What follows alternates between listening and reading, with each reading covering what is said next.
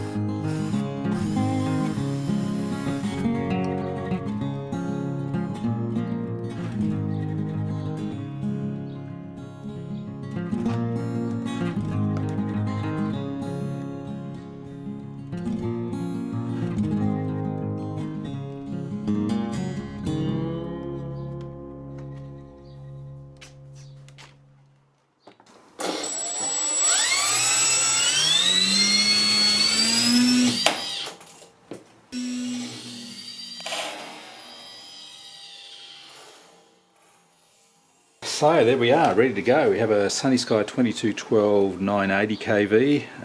That would be about a 10x6 prop. 4S 1800, pulls 20 amps maximum, and all up weight at that is pretty close to 1 kilogram. So we're ready to fly.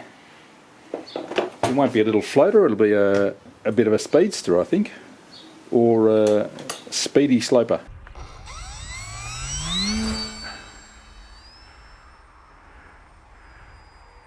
Well, that's flying.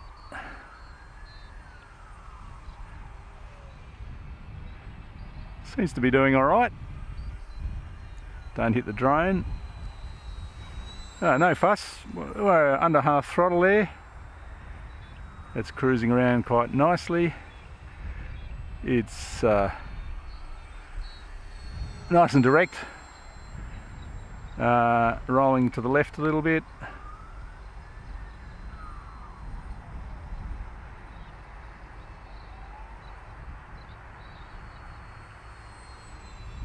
Cool. Whoop, don't get too close to the ground. We're in a bit of a turbulent zone here.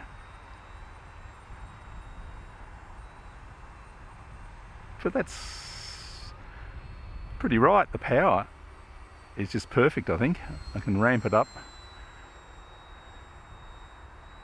Let's give it a push of speed.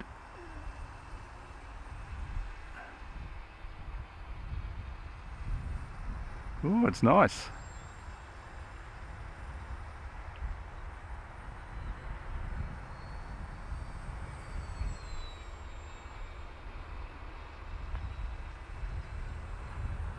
Alright, I'll land it, making sure I don't hit the Mavic Mini or the trees over there. So we're coming in for a landing. Oh, it retains the speed rather nicely. So far so good. I think I can trim it up a little bit more, maybe tone down the throws a little bit. CG seems to be pretty right just on the thickest part of the wing, probably 30% back. 1800 4S, going well. Alright, let's do some more.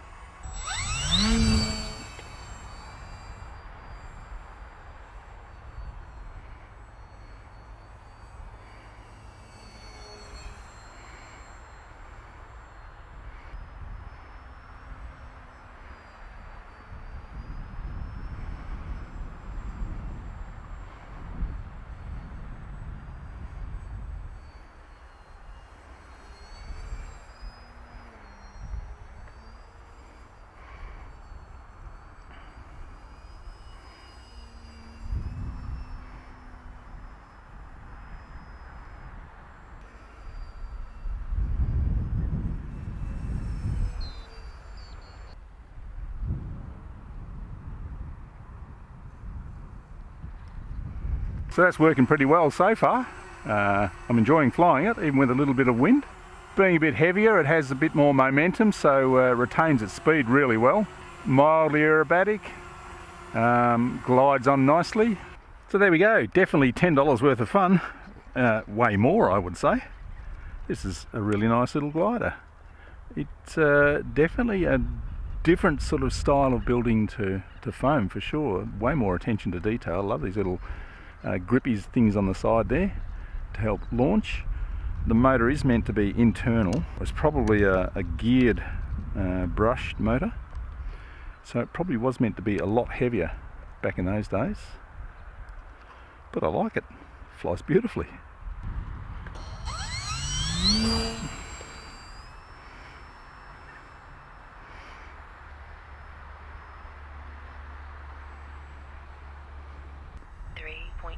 Amps. So that's cruising around on about 3 amps.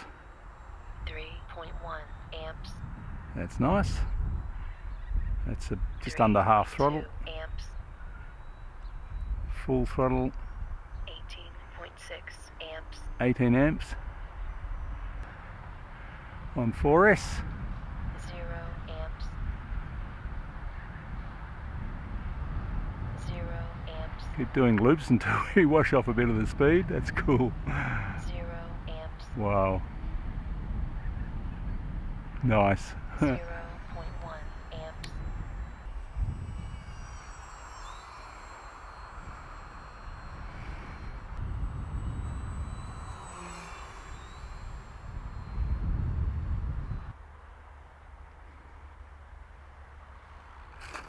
Woohoo!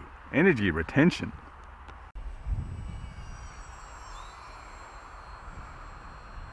I'm on 3S now and it feels perfectly fine, because you only fly around on half throttle, so it's not really making a lot of difference. Tried a bit of normal gliding and it seems to need the speed. Should do a stall test. Yeah, let's do that. Okay, here we go, throttling back and back elevator. Oh, nice little drop of wing there. Try it again, there we go, yeah. Have to be careful of the stalls, although I really had to force it to stall, so it's not something you have to really worry about. Unless you're flying stupid slow and doing a turn right near the ground.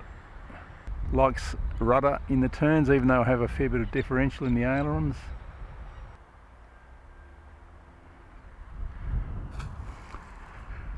And how would it compare to foam? Well, it would be very close to the Phoenix, the new Phoenix S in dimensions. The fuselage is almost identical.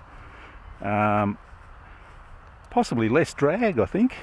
More weight, so, and stiffer wings and a flat wing, so, but I'll have to do a direct comparison between the two. I suspect the Phoenix will be more stable because it has sort of upturned wing tips, but yeah, that'll be an interesting test.